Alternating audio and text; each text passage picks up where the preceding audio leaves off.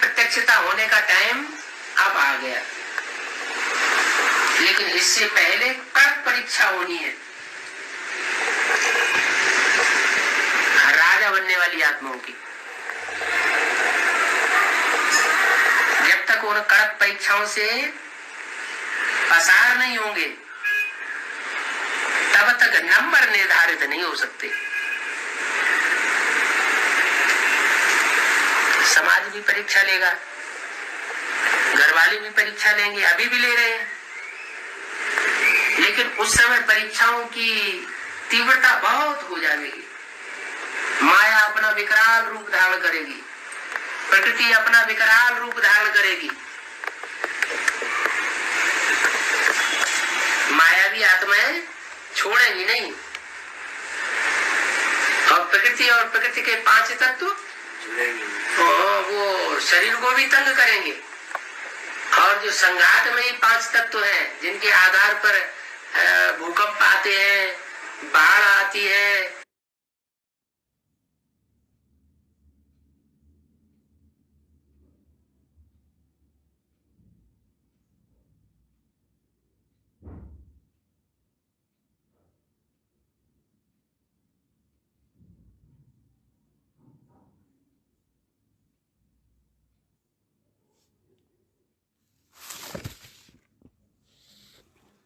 अकाल पड़ता है, ये भी अपना विकराल रूप धारण करेंगे। तो ऐसी स्थितियों के बीच में जो आत्माएं जिन्होंने पक्का याद का अभ्यास किया होगा,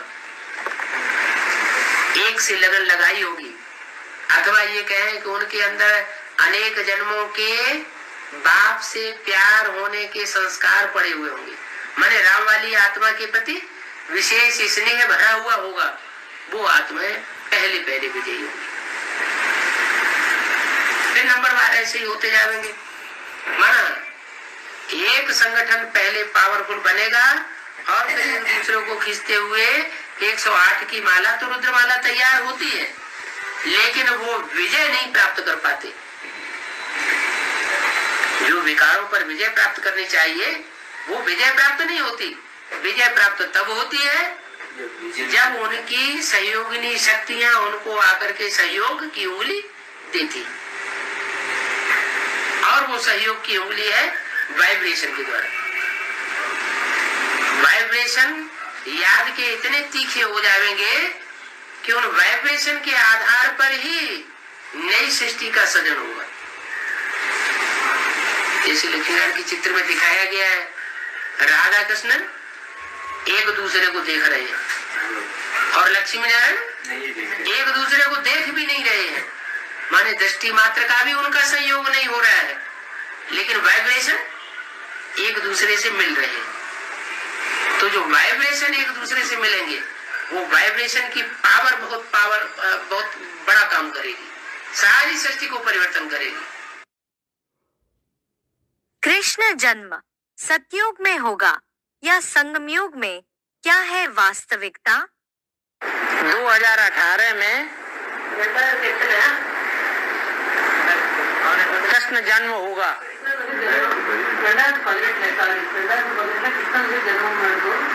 वो गर्भ से पैदा होगा क्या? मना शरीरधारी कृष्ण होगा क्या? कृष्ण का शरीर सतयुग में होगा। शरीर का गायन नहीं है, आत्मा ने जो पार्ट बजाया है उसका गायन है। सतयुग में जो कृष्ण जन्म लेता है उसका शास्त्रों में कोई गायन पूजन यादगार त्योहार नहीं है। सतयुग में जन्म लेने वाले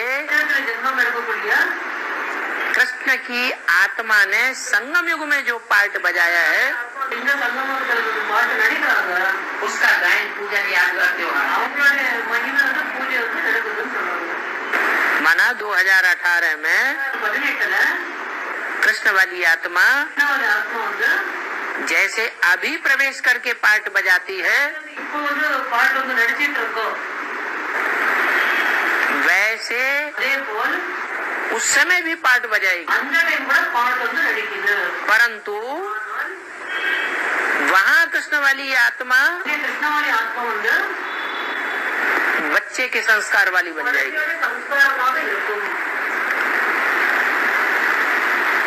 और राम वाली आत्मा बाप के संस्कार वाली बन जाएगी। अभी कृष्ण वाली आत्मा अपने को भगवान बाप समझे बैठी,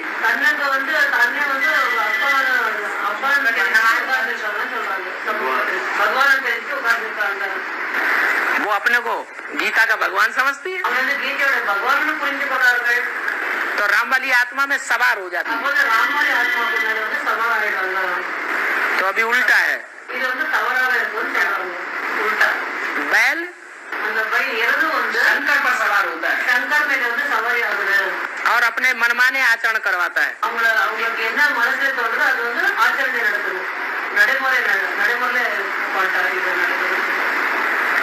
जब संपूर्ण सिद्धि हो जाएगी, पुरुषार्थ संपन्न हो जाएगा, रामकृष्ण की आत्माओं का,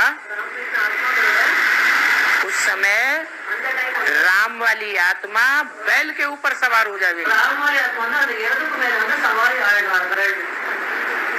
अभी बैल इस पर सवार है, अभी उल्टा है, अधूरा पुरुषार्थ, संपन्न पुरुषार्थ हो जाएगा। आपको संपूर्ण पुरुषार्थ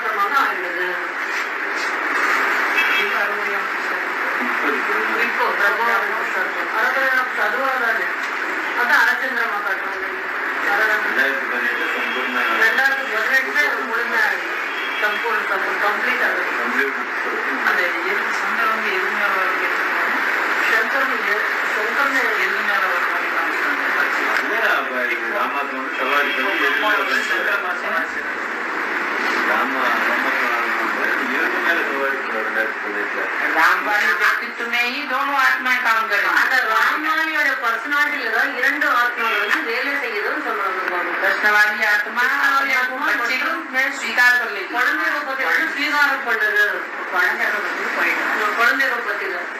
और राम वाली आत्मा को बाप मान लेगी, भगवान बाप का साकार रूप मान लेगी।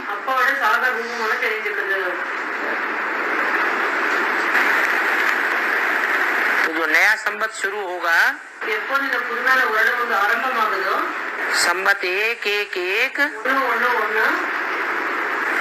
वो 2036 के बाद जब सत्युग शुरू होगा तब नहीं होगा, उससे पहले ही हो जाएगा।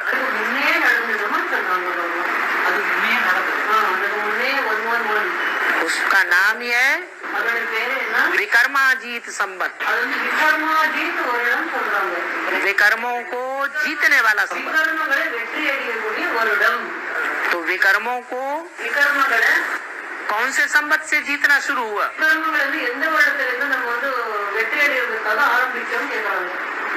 विकर्मों को जीतने का संवत कौन से सन से शुरू हुआ? कब शुरू होगा? विकर्मों को जीतने का संवत, पाप कर्मों को जीत लेने का संवत कब से शुरू होगा? 2018 हो सकता है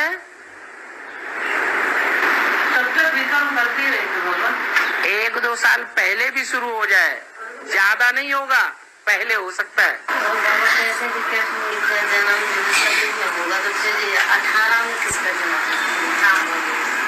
18 में संगम युग होगा या सतयुग होगा? क्या होगा?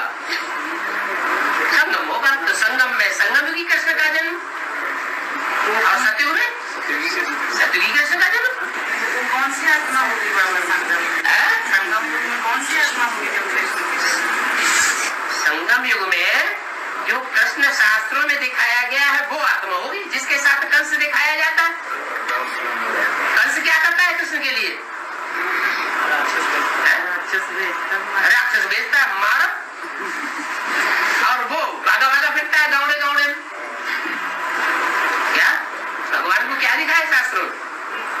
के लिए दिखाया है कि कंस पीछे पड़ गया तो गाँव गाँव में भागे भागे फिरे। शंकर जी के लिए दिखाया भस्मासुर पीछे पड़ गया तो सारी दुनिया में भागे भागे फिरे और भस्मासुर पीछे पीछे भागता रहा। और राम के लिए दिखाते हैं, राम जंगलों की काट छानते रहे, कांटों के जंगल में, और रावण महल में रहता था। बातें कहाँ की है? प्रैक्टिकल बातें हैं या सत्य की कृष्ण की बात है? संगम भी कृष्ण की बात है। संगम भी कृष्ण माना राम वाली आत्मा जिसमें कृष्ण की सोल प्रवेश करके चंद्रमा के रूप में पार्ट बजाती है, लेकिन अधूरा चंद्रमा। वही पार्ट प्रत्यक्ष होता है, वही पार्ट प्रत्यक्ष होगा संपूर्ण चंद्रमा के रूप में। के सुख भी फीके हैं। तुम तो बहुत सुख उठाते हो। कैसे? सतयुग में बहुत सुख होंगे या संगम युग में बहुत सुख होंगे? क्यों? क्योंकि संगम में डायरेक्ट बाप से अच्छा, यहाँ कभी रोना रोना नहीं हो जाता है तो बहुत सुख कैसे कहेंगे? यहाँ पहचान की बात होता है, यहाँ पहचान की बात होता है, वहाँ पहचान की इसमें बात नहीं होता। पहचान ठीक है, तुमने पहचान लिया तो रोते क्यों हो कभी कभी बीच बीच में? पिछले जन्म के सब किताब तो बहुत सुखी नहीं हुए ना। सत्युग में तो रोते भी नहीं कभी। लेकिन बाबा भगवान के आने से जो सुख मिलता है, जो खुशी मिलती है, तो उस समय बहुत सुख मिलता है। बहुत सुख मिलता है। सुख मिलता है फिर उसी क्षण थोड़ी देर के बाद जब भगवान को भूल जाते तो दुख मिलता है। हाँ, किसका मतलब? अब दोनों पलड़े में रखो, बहुत सुख मिला फिर बहुत दुख मिला तो बराबर हो गया, फायदा क्या हुआ? तो सतयुग में ज्यादा सुख हुआ या संगम में ज्यादा सुख हुआ? अरे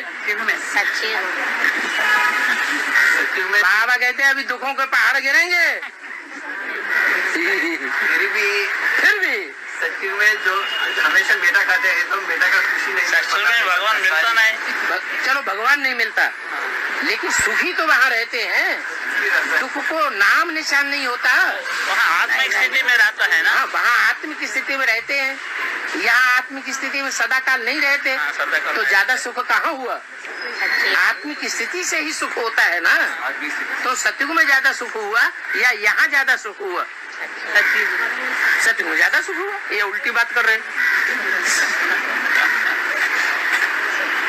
वो जैसे गुरुजी होते हैं ना, वो कहेंगे तो कहेंगे सत्यवचन महाराज, जो गुरु ने कहा वो सत्यवचन महाराज। यहाँ भी बाबा बोल रहे हैं, हैं? तुम वहाँ बहुत सुख उठाते हो। हाँ, स्वर्णिम संगम में अतीन्द्रिय सुख मिलता है। तुम पावन बन जाते हो तो फिर पहले पहले पावन दुनिया में आते हो, तुम वहाँ बहुत सुख उठाते हो। वो बाद में आते हैं, वो उतना सुख माने ब्रह्मा बाबा और ब्रह्मा बाबा की जनरेशन और फॉलोअर्स सतयुग में इतना सुख नहीं उठावेंगे, और तुम उनसे भी जास्ती सुख उठाते हो। तो उठाते हो संगम में हुआ।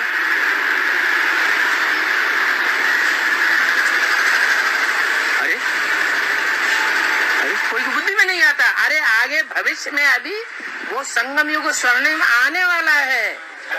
अभी वो स्वर्णिम संगम युग आया नहीं है। अभी हमारी वो अवस्था हमारी खुशी की बनी नहीं है, जो चारों तरफ दुनिया में मरघटा लगने लगे और हम खोपड़ियों को ठोकर लगाते हुए शान से आगे बढ़ते रहे। हमको नशा चढ़ा रहे, किसी के मरने का हमको कोई गम न हो। ऐसी कापारी खुशी चढ़ी। सतयुग में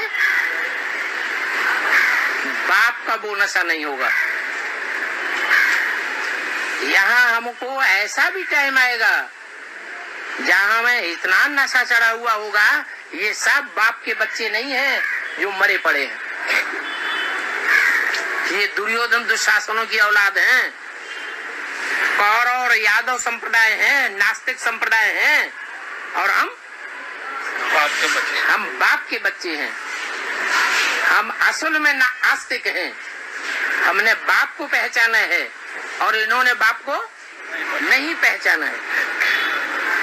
तो हमें जो खुशी चढ़ेगी वो खुशी सतयुग के देवताओं को नहीं होगी। अभी भी वो देवताएं ब्रह्मा भोजन के लिए तरसते हैं। क्या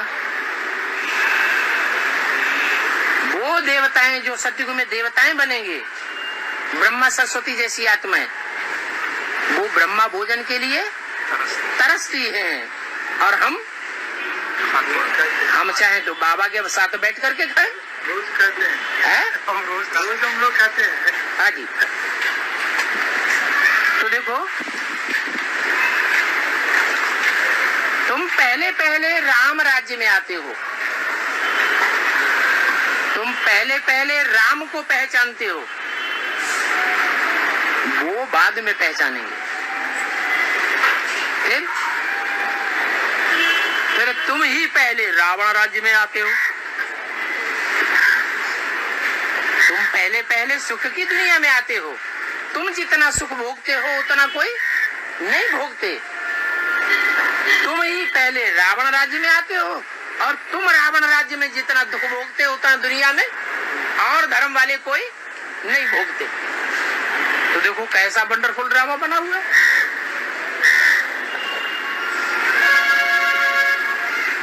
हम नरकवासियों के भी सरदार सरताज और स्वर्गवासियों के भी सरताज।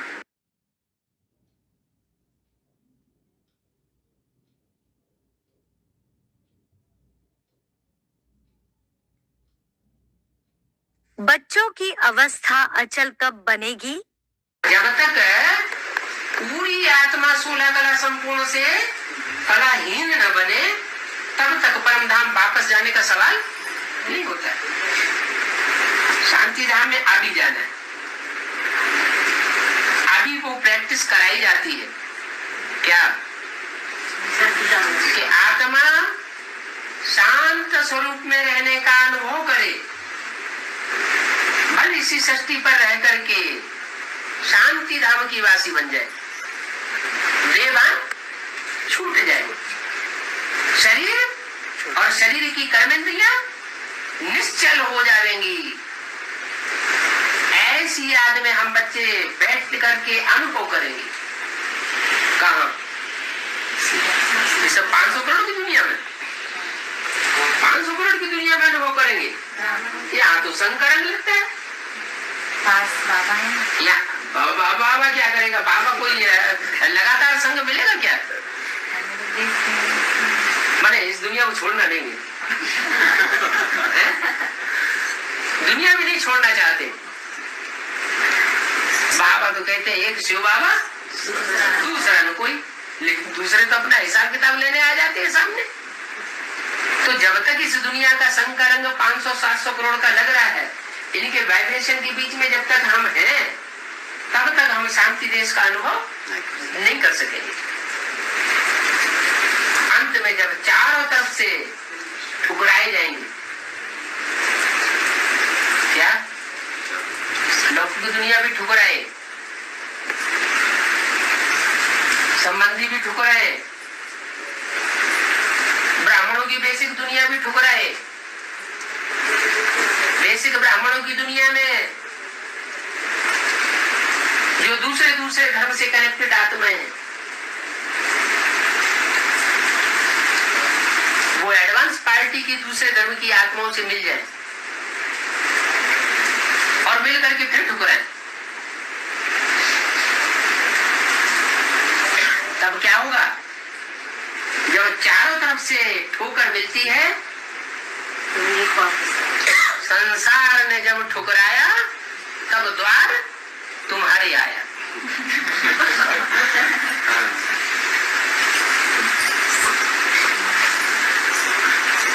अंत में सब मिलकर के माउंट आबू पहुंचेंगे, बाप के साथ, बड़ी जावेगी। ये दुनिया से मोह ममत्व टूट जाएगा। इस दुनिया से जैसे कुछ लेना देना नहीं है। फिर एकाग्रता होगी, और ऐसी एकाग्रता होगी जो मुरली में बताई है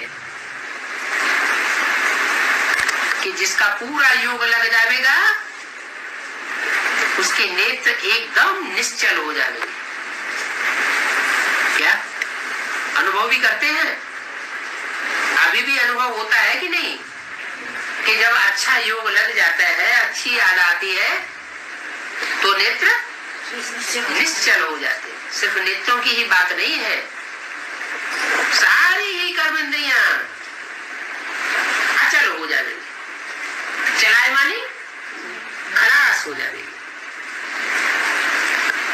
तो तुम बच्चों को अब शांति धाम जाना है, अभी वो प्रैक्टिस की जाती है जो प्रैक्टिस तुम्हारी अविनाशी हो जाएगी। यहाँ प्रैक्टिस इसलिए कराते हैं क्योंकि तुमको पुरानी दुनिया छोड़नी है। बिल्कुल ही प्रैक्टिस नहीं होगी तो ये दुनिया छोड़ने में बहुत तकलीफ आएगी। फिर तो जोर जबरदस्ती हो गई। जैसे मुसलमान लोग कहते हैं अपना हिंदू धर्म छोड़ो, तलवार उठाते हैं, मुसलमान धर्म अपनाओ। तो यहाँ जोर जबरदस्ती तो नहीं कराई जाती, यहाँ तो सिखाया जाता है स्वतंत्र रहो और दूसरों को भी स्वतंत्र रहने दो। तो यहाँ प्रैक्टिस इसलिए कराते हैं कि दुनिया छोड़ना है। ज्ञान दूध कब करता है असर? अभी तो देखो दुनिया वाले क्या क्या बोलते हैं, रिसर्च करते रहते हैं। क्या क्या रिसर्च करते हैं? अरे ये जो तुम दूध पीते हो ना, वो ऋषि मुनि कहते थे धारोश दूध जो होता है ना, तुरंत का दूहा हुआ, और तुरंत दूहा हो तुरंत पी जाओ। क्या जो बर्तन है उसमें छन्नी डाल के रखो, दूधते जाओ और गिलास में डालते जाओ और पीते जाओ, बस वो दूध ही अच्छा होता है, बहुत फायदेमंद स्वास्थ्य। और जितनी ज्यादा देर हो जाएगी रखे रखे उतना दूध क्या होगा? हाँ, दुनिया की हवा लगेगी और क्या होगा? दूषित हो जाएगा। और वो तो स्थूल दूध की बात हुई, तुम्हारा तो कौन सा दूध है? तुम्हारा तो ज्ञान दूध है। तो ज्ञान दूध भी है, ज्ञान दूध भी डायरेक्ट जो निकलता है ब्रह्मा के मुख से, वो ज्यों का त्यों पी लिया और हजम कर लिया तो ज्यादा फायदेमंद है। या फिर बाद में जब निश्चय बुद्धि बनेंगे कि पता नहीं ये ब्रह्मा का मुख है, भगवान बोलते हैं कि शैतान बोलता है, हमको बरगलाता है, तन मन धन स्वाहा कर दो, विद्यु बनाता है? तो देखो, तो फिर तो अनिश्चय बुद्धि हो गई ना। तो दूध कौन सा हुआ? है ताजा दूध हुआ, तुरंत धारोश दूध पिया है, या कैसा पिया? हाँ, तो बासी दूध पिया। 1 घंटे हो गया, आधा घंटे हो गया, 10-20 मिनट हो गया, तो भी तो कहेंगे ना दूषित हो गया ना, दुनिया की हवा लगेगी नहीं। हाँ? अरे इस ज्ञान दूध को भी जितना जितना दुनिया की हवा लगती जाती है, जो ब्रह्मा के मुख, ब्रह्मा नहीं परम ब्रह्म के मुख से निकलता है, उसको दुनिया की जितनी हवा लगेगी उतना कैसा होगा? ज्ञान भी सतो प्रधान से सतो सामन, रजो प्रधान और तमो प्रधान बनेगा या नहीं बनेगा? दुनिया की हवा लगकर बनता जाता है। तो देखो, तुरंत का तुरंत निश्चय किया और तुरंत पिया और तुरंत पचाया। उसे की तो बात। और दूसरी तरफ जय जयकार। मम्मा ने कहा कि ऐसा समय आने वाला है जिसमें बच्चों को बहुत ही अचल अडोल रहना है, सामना करने की शक्ति धारण करनी है, क्योंकि चारों तरफ से प्रकृति भी, माया भी हर प्रकार से घेराव डालेगी।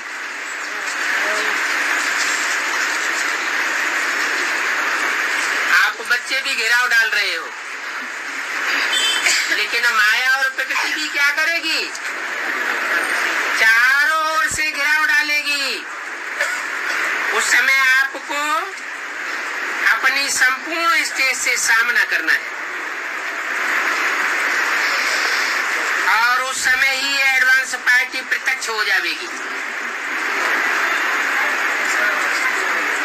और आप लोगों के सामने जय जयकार होगी।